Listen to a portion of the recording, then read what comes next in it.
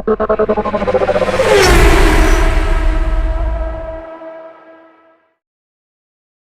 friends, welcome back to our channel Kitchen Galata சமைக்கலாம் அசால்ட்டா.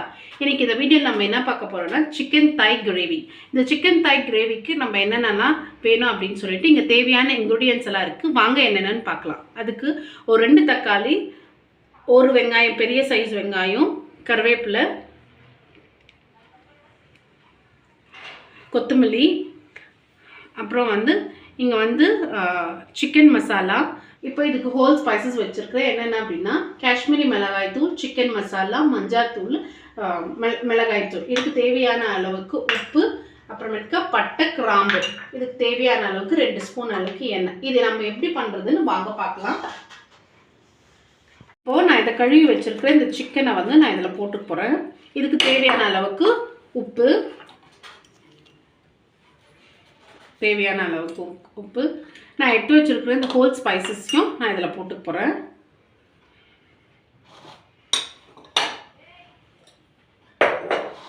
இதை நல்லா மிக்ஸ் பண்ணி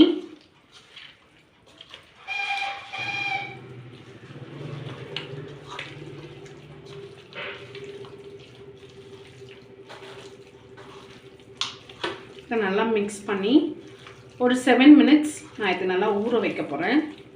இந்த ஊற வைக்கிற டைமில் நான் இந்த மசாலாலாம் நல்லா ஃப்ரை பண்ண போகிறேன். பாருங்க, நல்லா இப்படி மிக்ஸ் பண்ணி ஒரு ஊற வச்சுருங்க. இப்போ இது எப்படி செய்யுதுன்னு வாங்க பார்க்கலாம். இதுக்கு நான் 2 டீஸ்பூன் அளவுக்கு ஆயில் எடுத்துக்கிறேன். இதுக்கு பட்டையும் கிராம்பு, ஒரு 4 பட்டை 4 கிராம்பு யூஸ் பண்ணியிருக்கேன். அப்புறம் ஒரு வெங்காயம், பெரிய வெங்காயம் கட் பண்ணது, அது கூட கறிவேப்பிலை,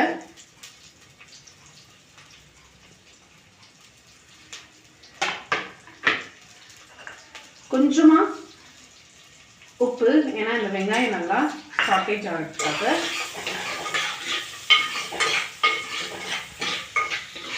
மண்சட்டியில் பண்ணினா நம்மளுக்கு ஒரு டிஃப்ரெண்ட்டான டேஸ்ட் தெரியும். ரொம்ப நல்லாயிருக்கும். செய்து பாருங்கள். வெங்காயம் நல்லா வதங்கணும்.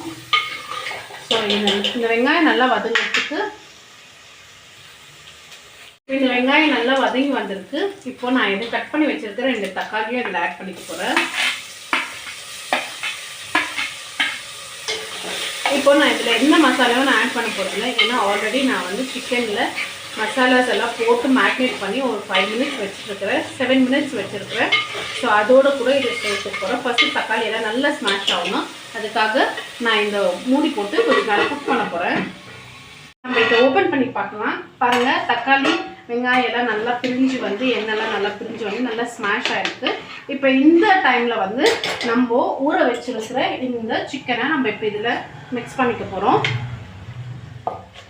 இதுக்கு தண்ணி இன்னும் எதுவும் ஊற்ற தேவையில்லை. ஏன்னா ஆல்ரெடி சிக்கன்லேயே நமக்கு நல்லா தண்ணி வரும். ஸோ இங்கே பாருங்கள், நல்லா இப்படி பரட்டி விட்டுக்கோங்க.